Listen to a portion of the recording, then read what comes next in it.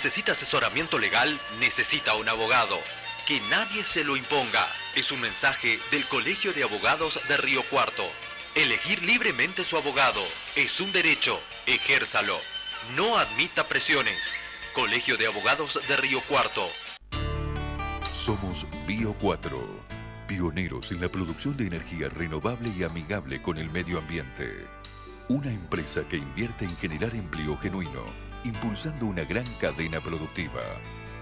Bio 4, la energía del maíz. Hola, soy Cotrequito. Quiero darte unos consejos. No arrojes residuos en la calle. Usa los cestos papeleros. No tires residuos en terrenos baldíos. Y los días feriados no saques la basura. Recordá que mantener esta ciudad limpia depende de todos. Ciudad limpia, ciudad mejor. Cotreco, higiene urbana. www.cotreco.com. Estamos en marcha. Asumimos un compromiso y hoy lo estamos cumpliendo, dando respuesta a una necesidad postergada. Declaramos la emergencia vial para arreglar calles de tierra y hacer obras de bacheo y pavimentación en distintos puntos de la ciudad. Obras que mejorarán el tránsito, la seguridad y la calidad de vida de los vecinos. Sabemos que falta mucho por hacer, por eso estamos en marcha. Gobierno de la ciudad de Río Cuarto. ¿Qué dice, doña? Buen día, ¿cómo le va? Bien. ¿Qué va a llevar? Carne molida. ¿Común o especial? ¿Cómo? Especial. Ay, no, anoche comí salsa. Bifes. ¿Nalga? No, bola de lomo. Hola, no. ¿Cuánto? Cuadrada. Cuadrada. ¿Cuántos bifes entran en medio kilo? 5 o 6. Mejor 2 costeletas. Costeleta. Osobuco. Ay, puchero. Deme 2 Osobuco no osobucos. tengo. Pero tengo milanesa de pollo. Ay, bueno. ¿Y de carne tiene? Si tenés que esperar, que sea por esas costillas que están en oferta. Ahora podés tener lista tu jubilación en menos de 30 días. Ingresá a cidi.cba.gov.ar y gestiona tu jubilación a través de internet. Sin colas, sin esperas, sin pérdida de tiempo. Entre todos, hacemos una Córdoba más moderna. Córdoba entre todos. Transporte Ciudad de Río Cuarto presenta su nuevo centro de expendio y recarga de tarjeta. Para su mejor atención, comodidad y rapidez, lo esperamos en 25 de mayo 259, de lunes a lunes, en horario corrido de 6 a 21 horas. Seguimos andando, seguimos creciendo, porque somos una empresa al servicio de la gente.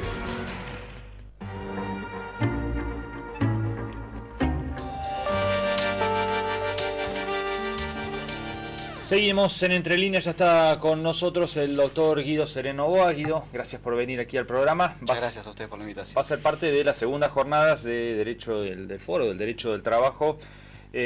Bueno, para hablar de discriminación en el Derecho del Trabajo, ¿qué se entiende por eso, por discriminación? Bueno, es una buena pregunta para empezar, porque justamente una de las problemáticas que se plantea es la carga emotiva que tiene la palabra discriminación, que hace muchas veces que el significado tenga cierta vaguedad. La discriminación en sí es la distinción que se efectúa en base a cualquier parámetro arbitrario del sujeto que discrimina. No por una característica del sujeto discriminado, sino por un juicio arbitrario de quien efectúa la discriminación. Que se lo adjudica exactamente a la otra persona. Exactamente. Y en el marco de la relación de trabajo, que es una relación con una desigualdad específica estructural entre empleador y trabajador, en todos los tramos de la relación es que se pueden presentar conductas discriminatorias, del acceso al empleo, la ejecución del contrato y hasta el despido. ¿Hay más conciencia de estas cuestiones ahora? ¿Hay un crecimiento real de denuncias o de presentaciones en torno a esto?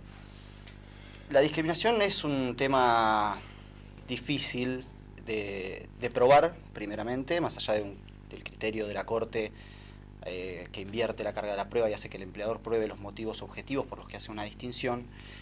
Y además es un fenómeno social-cultural que tiene manifestaciones distintas dependiendo de cada actividad, dependiendo de cada región, con lo cual es difícil identificar a veces el fenómeno. Hay ciertos colectivos de trabajadores que suelen ser discriminados en una determinada actividad, más no en otra, y eso hace que sea difícil a veces comprender la dimensión de la discriminación y tomar medidas de política de empleo de parte del Estado para subsanar los conflictos que se puedan generar.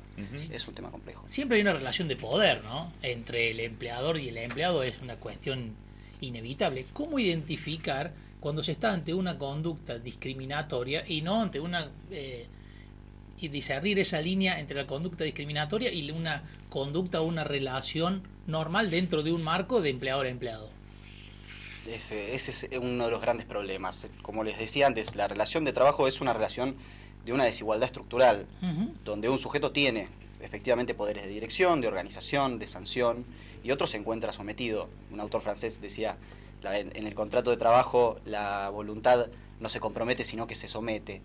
Entonces, en ese campo, las conductas discriminatorias es un terreno fértil para conductas discriminatorias, y además se torna borroso el límite entre qué es acoso laboral, qué es discriminación, claro, y cuáles son las facultades propias del empleador y en su ejercicio habitual, que someten y a veces suplen la voluntad del trabajador.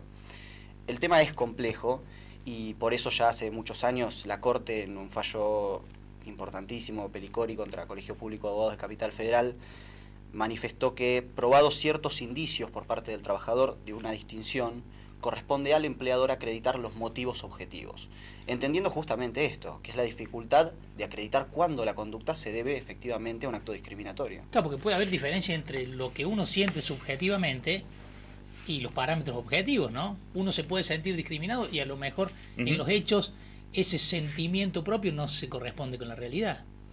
Eso es cierto, eso es cierto. Por eso lo que se requiere también es una conducta jurídicamente reconocible.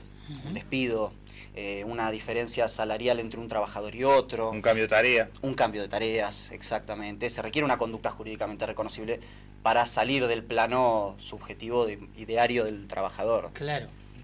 ¿Qué tipos de discriminación se dan más habitualmente? ¿Cuestiones de género? Como les decía, eso depende mucho de la actividad en la que se trate.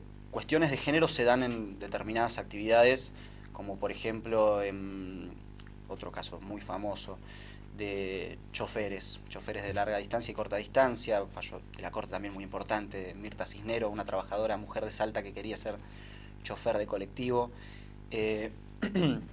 y obviamente le fue negado el acceso al empleo, hizo una demanda, llegó hasta la Corte Suprema le dio la razón. Más hay ciertas actividades donde el colectivo, por motivos de género, por ahí no sufre discriminaciones, claro, y lo sufre un colectivo por opiniones políticas o por activismo gremial. Esa es la particularidad, es un fenómeno social mutable que se tiene que analizar en cada caso específico.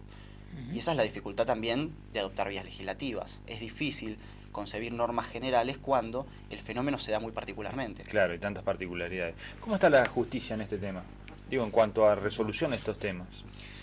Bueno, la justicia a partir del año 2010, del fallo Álvarez con Cencosud, empezó a recetar un instrumento importante que fue la reinstalación, declarar la nulidad del acto discriminatorio, el despido en el caso particular, y restituir la cuestión a la situación anterior al despido, esto es reinstalar al trabajador en el ámbito del trabajo, más el pago de todos los salarios caídos durante el periodo que duró el proceso. Esa postura se asentó bastante. Ahora bien, lo cierto es que la Corte, en un fallo dividido en ese momento, tenía una composición que ahora no tiene. Y la minoría de ese fallo dividido, que había resuelto que la reinstalación vulneraba el derecho constitucional del empleador a contratar, ahora es la mayoría fuerte. Entonces estamos a las puertas de ciertos vientos de cambio y de una discusión que parecía zanjada en su momento, claro, ahora se vuelve a avivar. Exactamente. Puede haber un cambio de criterio en ese sentido.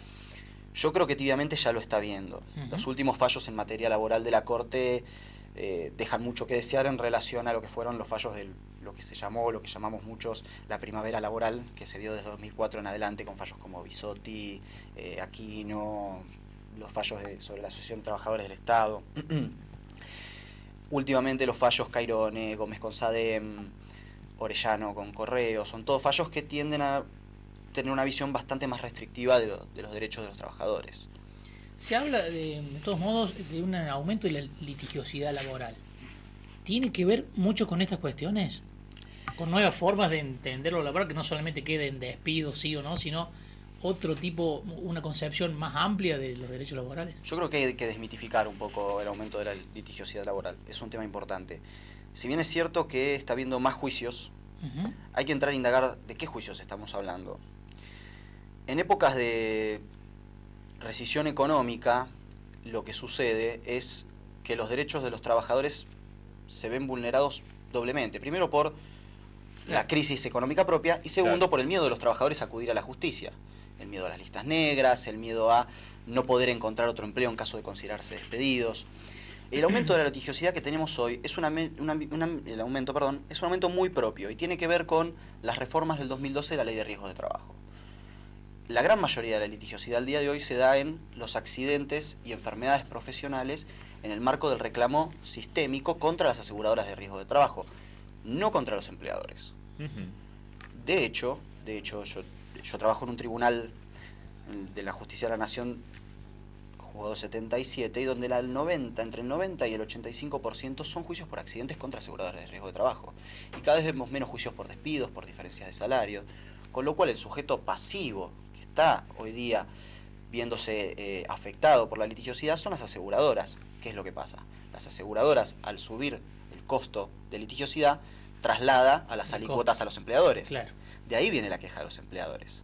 Pero no hay un aumento de la litigiosidad, o no, por lo menos en mi opinión, no hay un aumento de la litigiosidad en cuanto a los derechos vulnerados en la relación de trabajo. Empleado-empleador. Exactamente. ¿Y esto contra las aseguradoras a qué se debe? ¿Hace falta algún ajuste ahí en la ley? Yo creo que la ley cumplió las expectativas. En el 2012 lo que se previó, después de un fallo de corte de Aquino, lo que se trató de hacer fue que se dejaran de hacer reclamos contra los empleadores por accidentes y enfermedades profesionales. Entonces se mejoraron mucho las prestaciones de la ley para alentar, y se pusieron a su vez otras restricciones, para alentar que los trabajadores reclamen por la vía sistémica contra las aseguradoras. Es una vía que tiene presupuestos de responsabilidad muy amplios, es muy fácil el acceso, es un trámite, un proceso en principio bastante más corto que aquellos en donde hay que probar la responsabilidad del empleador, y son prestaciones altas. En el 2012 la ley 26.773 estableció un mecanismo de actualización semestral de los pisos de las prestaciones que hacen que estemos hablando de una plata considerable. Y en esos términos, si lo que se buscó fue efectivamente eliminar los juicios contra los empleadores, se logró perfectamente, porque los juicios son todos contra las aseguradoras. Nadie previó, o aparentemente nadie tuvo en cuenta el coletazo que esto iba a tener en las alícuotas que los empleadores tienen que pagar por el seguro. Y la queja viene en realidad por ahí. Claro, que hoy las centrales empresarias están con esa queja como una de las principales, ¿no? Desde la Unión Industrial Argentina hasta cualquiera de las cámaras empresarias grandes del país, digamos. Exactamente. Ahora bien, la solución anterior eran los juicios contra los empleadores directamente, por responsabilidad civil. Y eran juicios que no tenían una fórmula como tiene la Ley de Riesgos de Trabajo, con lo cual eran juicios de difícil previsión, de montos a veces muy elevados, y lo que trató de hacer la ley es quitar del panorama del litigio esos juicios para establecer reclamos sistémicos contra las aseguradoras. Es lógico que la plata de algún lado tiene que salir y que las aseguradoras no van a perder. No, son sujetos de derecho privado con fines de lucro. Claro. Así que es lógico que por algún lado la plata iba a aparecer. De todos modos, la litigiosidad está en un sentido o en el otro. Aquí a nivel local hay un reclamo por más tribunales laborales. ¿Es un reclamo general a nivel país? ¿Se está replicando en otros lados? Sí, en la Ciudad Autónoma de Buenos Aires hay un fuerte reclamo, más allá de que ahí se está dando una cuestión con el traspaso de la justicia nacional a la justicia de la ciudad. Es un reclamo muy específico y propio. También hay problemas en la provincia de Buenos Aires, donde hay muy pocos juzgados y muy alta litigiosidad. Es una cuestión sistémica y es una cuestión de política de Estado. Lo que tarde un juicio laboral es una cuestión de política de Estado. Doctor, muchísimas gracias por haber venido. Gracias a ustedes por la invitación. Un gusto. Nosotros nos vamos. Nos despedimos hasta el próximo jueves. Se nos terminó el programa. Nos reencontramos la semana que viene a las 21:30, como todos los jueves aquí en Somos Río Cuarto. El programa se repite los sábados a las 22. Chao. Podés comunicarte con la producción de Entre Líneas en Facebook Entre Líneas Programa, a través de nuestro email entrelineasprograma@gmail.com, en Twitter Entre Líneas CBA y en YouTube Entre Líneas Programa.